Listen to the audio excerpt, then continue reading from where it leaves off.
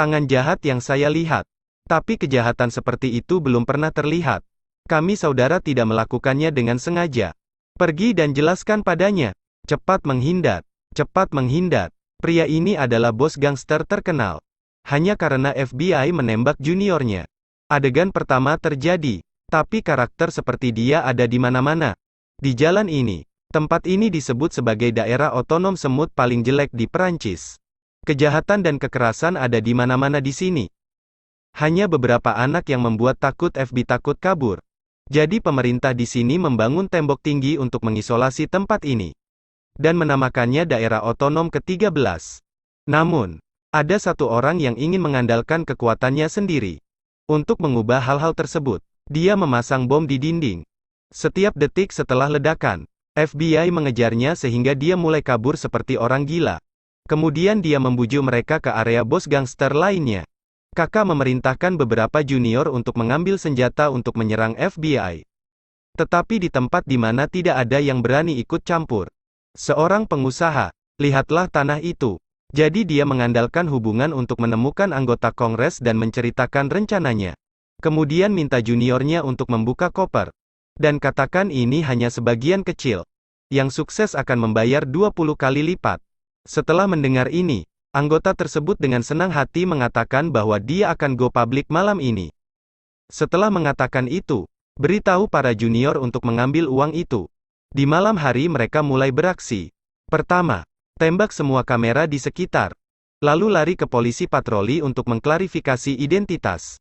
Agar mereka bisa keluar dari mobil. Tetapi FBI baru saja masuk ke dalam mobil dan selesai. Mobil ke bagasi pekerja pertanian. Kukira tidak akan ada yang tahu. Tapi tidak menyangka, akan difilmkan oleh preman dari jauh menggunakan ponsel. Kemudian orang-orang menjatuhkan mobil di dekat saudari lainnya. Apa-apaan ini? Mengapa ada mobil polisi di sini? Tapi ketika orang-orang hendak keluar untuk menonton, ibunya berani menembak, cepat dan berbaring. Waktunya akan tiba. Baiklah. Selamat tinggal, mari kita cabut. Semua ini dilihat oleh orang di atap. Apalagi mengingat plat mobil. Keesokan harinya, ketika presiden mendengar berita ini, dia marah, agar tidak menimbulkan kekacauan di seluruh negeri. Jadi dia memanggil anggota Kongres untuk menyuruhnya menangani video-video itu. Tetapi dia tidak hanya tidak mengikuti, tetapi juga menyuruh juniornya untuk menghapus semua kamera di sekitar karena takut terekspos. Ketika mereka membunuh FBI, sekelompok orang di mobil terdekat berbalik. Jadi anggota dewan memerintahkan bawahannya untuk segera menyelidiki pelat nomor dan menangani orang-orang itu. Di sisi lain, orang yang merekam video tersebut menemukan bahwa seseorang sedang mengawasinya. Jadi dia menemukan kaki tangannya untuk memberikan bukti. Tetapi ketika dia pergi, dia tidak melakukannya. Dia berhenti di sini. Dia melompat turun. Tapi sayangnya masih tertangkap, menyetrumnya dengan sengatan listrik dan menariknya keluar dari sana. Tetapi teman-temannya melihat pelat nomornya. Dia pikir ini tidak sesederhana itu dan segera pulang. Tetapi tidak menyangka, orang lain akan berpegangan padanya. Menarik talinya, memuntahkan permen karet dan menempelkannya ke dinding. Masuk ke dalam rumah dan kunci pintunya. Masukkan kunci ke dalam kotak. Setelah selesai, buka TV dan masukkan USB. Lalu tonton dan praktekkan secara bersamaan. Seperti yang diharapkan. Orang-orang di daerah otonom, meski keras kepala, tidak sengaja membunuh FBI. Jelas terjebak. Pada saat ini, Anda tiba-tiba mendengar suara meminta bantuan. Aku di ruang bawah tanah kantor polisi. Saya telah dirugikan. Hanya Anda yang bisa menyelamatkan saya. Tolong bantu saya. Ketika dia hendak pergi untuk menyelamatkan orang, organ yang baru saja dia atur tersentuh setelah ledakan. Dia bergegas keluar, memegang palang, berayun ke atas. Apa yang kamu lakukan? Sampah. Kemudian seluruh kelompok orang menaiki tangga untuk mengejar. Dia melompat dan melewati mereka. Lalu dengan cepat melompat ke gedung berikutnya di sini. Kemudian, dia membawa mereka ke pasar. Pada saat kritis dia melompat ke jalan lain. Kemudian, berdasarkan keakrabannya dengan Medan untuk memikat mereka datang. Di jalan sempit, berhasil melarikan diri. Dia pergi ke tempat dia mengunci sahabatnya. Tapi langkah selanjutnya mengejutkan FBI. Pertama kali melihat orang datang ke departemen kepolisian untuk menyewa kamar. Melakukan apa? Ingin kamar. Ini departemen kepolisian, bukan hotel. Oke, tekan dia. Berbaring di berita utama. Pekerjaan ini memberiku kamar sungguhan. Anda beruntung. Ini kamar terakhir. Tapi tidak ada makanan atau tempat tidur. Tidak apa-apa, aku akan pergi besok pagi. Oke. Saya pikir Anda harus tinggal di sini selamanya. Begitu dia selesai berbicara, dia bergegas maju dan merunduk di belakang FBI.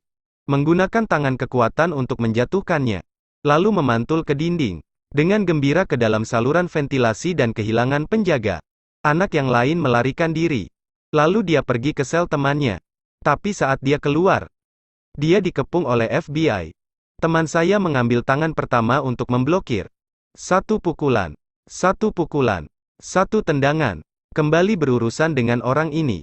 Setelah berurusan dengan kelompok itu, mereka mengikuti lift untuk merangkak ke atas saluran ventilasi. Saat dia berbicara, dia mengetahui berita di luar sana. Orang-orang yang menyakitinya juga adalah orang-orang ini. Jadi keduanya memutuskan untuk menjadi besar. Saat hendak berangkat, mereka tertangkap di sana. Setelah berurusan dengan rombongan orang yang hendak berangkat, mereka tiba-tiba dihentikan. Maka Thomas memberitahu Lai di meja anggota Kongres bahwa ada bukti kejahatan mereka. Kamu ambil saja, jadi saya bisa menangani kelompok ini. Sekarang lengan kuat anggota Kongres mengejarnya. Sampai Thomas tidak yakin harus berbuat apa. Detik berikutnya, mereka segera pergi menghadapi serangan dari depan dan belakang FBI. Dia mengerem mobil, berbalik, akselerasi, bergegas ke bom yang didirikan, menabrak gedung, dan akhirnya kepalanya tertusuk, lari dari sana. Tetapi ketika anggota Kongres tahu mereka telah melarikan diri, dia segera memerintahkan untuk berlatih trik kedua. Memerintahkan para prajurit untuk secara paksa mengusir orang-orang di jalan ke-13. Secara bersamaan, 3 helikopter dikirim untuk melompat ke atap untuk memasang bom. Dan pada saat yang sama, memerintahkan rudal untuk siap menunggu perintah. Dan bawa tombol kontrol di depan presiden. Putar saja kunci di tangan presiden. Dan ubah seluruh jalan otonom ke-13 menjadi debu. Pada saat yang sama, mereka menemukan bos wanita. Ceritakan padanya tentang situasi kritis saat ini. Dengan bantuannya, mereka menemukan bos gangster, ahli mesin roket, dan ahli konspirasi.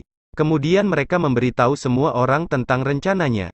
Tanpa diduga, semua orang setuju untuk melindungi daerah mereka. Pertempuran telah resmi dimulai. Bos wanita meniup peluit dan semua orang yang naik ke gedung kepresidenan tidak makan. Mereka berputar-putar dan melemparkan tali ke bawah. Tindakan pertama. Kemudian sekelompok orang menyerbu masuk ke lobi.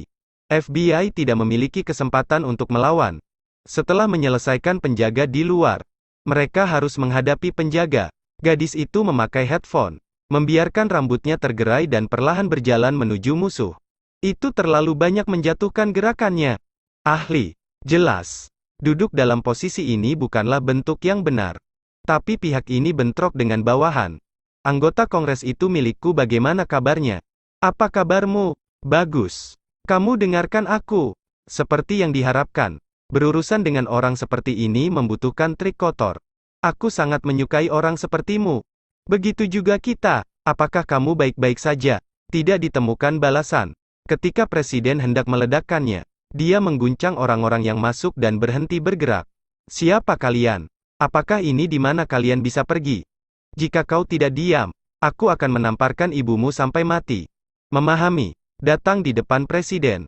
Katakan yang sebenarnya dan beritahu dia bahwa Lai memainkan USB yang sebenarnya. Baru sekarang presiden tahu bahwa dia dimanfaatkan oleh anggota Kongres. Hampir membunuh begitu banyak orang yang tidak bersalah. Anggota Kongres melihat wahyu tersebut dan mengancam presiden untuk mengambil kunci untuk memulai peledakan. Presiden tinggal pasang kuncinya. Ketika puluhan ribu agen FBI telah menyiapkan misil, momen penting ini memecahkan jendela perhatian anggota Kongres. Thomas mengambil kesempatan untuk melompat dan menendang orang-orang yang bergegas mengalahkan dewan. Apa yang kamu katakan? Akhirnya tersangkut di karpet. Presiden pun menginjaknya. Di akhir film, presiden dengan tulus meminta maaf kepada mereka dan berjanji untuk mengubah undang-undang tersebut. Biarkan mereka memiliki kehidupan dan pekerjaan yang cocok. Saya menjamin kehormatan pribadi dan pemerintah. Sebagai janji pria. Seperti janji laki-laki.